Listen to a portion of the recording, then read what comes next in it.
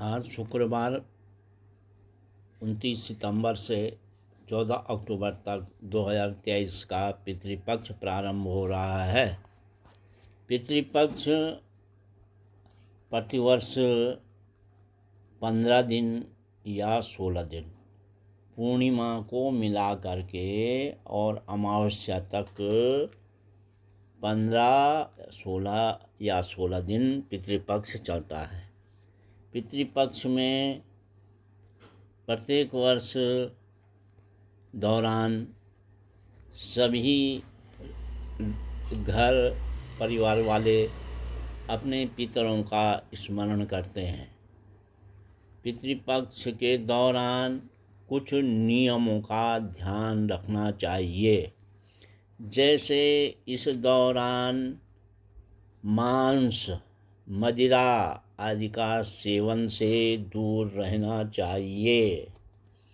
न ही खाने में लहसुन प्याज का उपयोग करना चाहिए।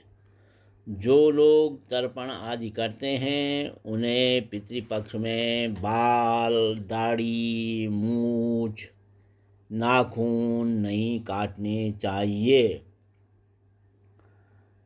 इस पक्ष में पितृपक्ष में श्राद्ध कर्म, तर्पण, पिंडदान आदि करने से पितरों की आत्मा को शांति मिलती है, मोक्ष की प्राप्ति होती है। पितृपक्ष में पितर हमसे मिलने किसी भी प्रकार से, किसी भी रूप में अपने आसपास या घर में आते हैं और हमें आशीर्वाद देने के लिए मृत्युलोक पर विचरण करते हैं। इस पक्ष में कोई भी धार्मिक कार्य और मांगलिक कार्य नहीं किया जाना चाहिए। पितृपक्ष में लोहे का सामान, वाहन, नए कपड़े, गहनों की खरीदारी नहीं करनी चाहिए। यह करना शुभ नहीं माना जाता। हाँ, नए वस्त्रों का दान किया जा सकता है, इससे पितर प्रसन्न होते हैं, आपको सुख और समृद्धि का आशीर्वाद देते हैं। सरसों का तेल, झाड़ू, नमक भी नहीं खरीदना चाहिए, इससे त्रिदोष का सामना करना पड़ सकता है। पितृपक्ष में अपने पितरों को नियमित रूप से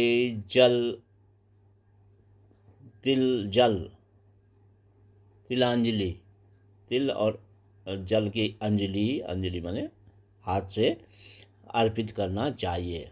यह जल दक्षिण दिशा की ओर मुँह करके दोपहर के समय दिया जाना चाहिए। जल में काला तिल, दूध मिला करके हाथ में कुशा रखनी चाहिए और जल अर्पित करना चाहिए। दक्षिण दिशा को मुँह करके जल अर्पित करना चाहिए। श्राद्ध करने से, पिंडदान करने से, तर्पण करने से जो बाधाएं होती हैं, परेशानियां होती हैं, वो दूर हो जाती हैं। विधि अनुसार पितरों का तर्पण न करने से उन्हें मुक्ति नहीं मिलती, उनकी आत्मा मृत्युलोक में भटकती रहती है। ज्योतिष में पितृदोष काफ़ी अहम माना गया है। ज्योतिष में भी पितृदोष माना गया है। पितृदोष से सफलता नहीं मिलती है, जैसे शादी विवाह में अड़चन, संतान उत्पत्ति में अड़चन, धन हानि होना, स्वास्थ्य हानि होना, रोग व्याधि लगना, कहीं कार्यों में विघ्न बाधाएं आना, इस प्रकार के अड़चन आते हैं पितृदोष से। अतः पितरों की शांति आवश्यक है। बड़े पुत्र या छोटे पुत्र के द्वारा श्राद्ध किया जाना चाहिए, उसे श्राद्ध करने का अधिकार है। विशेष परिस्थिति में किसी भी पुत्र के द्वारा श्राद्ध किया जा सकता है, श्राद्ध करने का उसको अधिकार है। गाय, कुत्ते, कौवे आदि पशु पक्षियों को एक अंश थोड़ा भोजन दिया जाता है, डालना चाहिए उनको भोजन। तो पितृपक्ष में पिंडदान भी किया जाता है।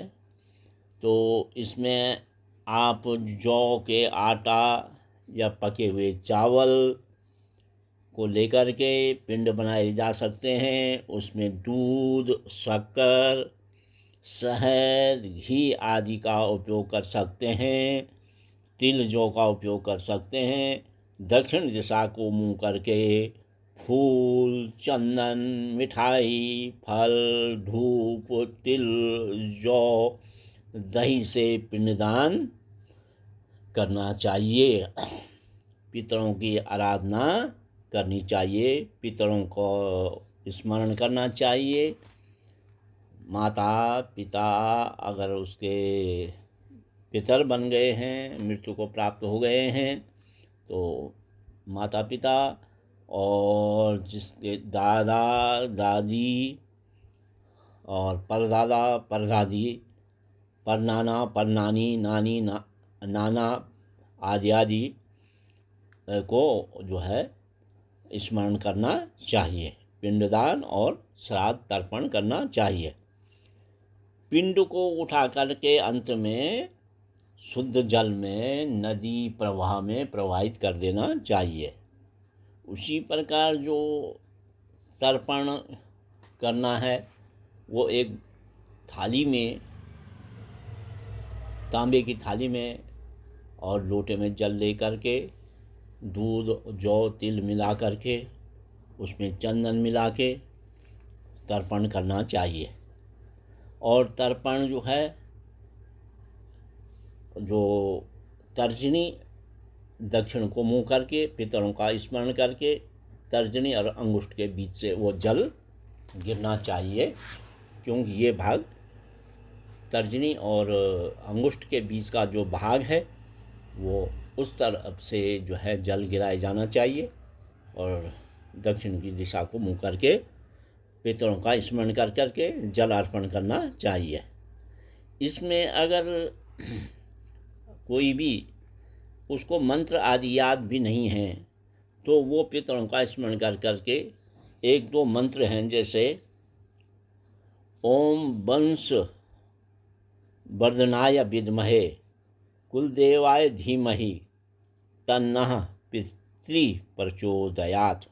दोबारा बोलता हूँ, ओम वंश वर्धनाय विद्महे कुलदेवाय धीमहि तन्नः पितृ प्रचोदयात्। एक मंत्र तो ये है। और दूसरा मंत्र है देवताभ्य पितृभ्यश्च महायोगिभ्य एव च नमः स्वाहाय स्वधाय नित्यमेव नमो नमः। देवताभ्य पितृभ्यश्च महायोगिभ्य एव च नमः स्वाहाय स्वधाय नित्यमेव नमो नमः। और अपने पितरों का स्मरण करें और ये सब पत्र पुष्प फल फूल जो हमने बोला है वो अर्पित करें। और वैसे तो कुछ लोग जिस तिथि को उन पितरों का तिथि आती है, जिस तिथि को उनकी मृत्यु हुई रहती है, उस तिथि को ही वह तिथि मनाई जाती है। उस दिन उनका तर्पण श्राद्ध किया जाता है। तो उस दिन अगर कुछ लोग पंडित को बुलाते हैं तो वो वैदिक मंत्रों के द्वारा उनका तर्पण कर देते हैं। अगर आप किसी तरह से अपना किसी को बुलाते नहीं हैं तो आप स्वयं भी लोटे में दूध और गंगा जल आदि जल दे करके तिल आदि मिला करके और पितरों का स्मरण करके जो दो मंत्र बोले उन मंत्रों से तर्पण करने लेना चाहिए। इसके अलावा हम ये भी कहते हैं अपना गोत्र का नाम ले लें। अमुक गोत्रः,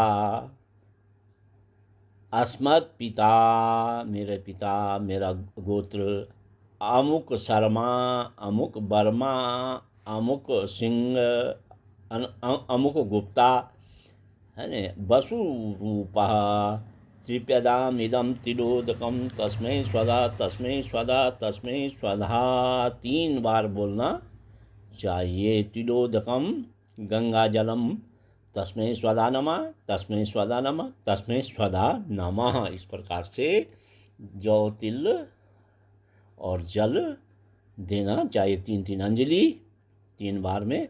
इसी प्रकार उनका नाम लेना चाहिए। रुद्र स्वरूप, आदित्य स्वरूप और वसु स्वरूप अपने पिता, परपिता, प्रपितामह आदि का स्मरण करना चाहिए, उनका तर्पण आदि करना चाहिए।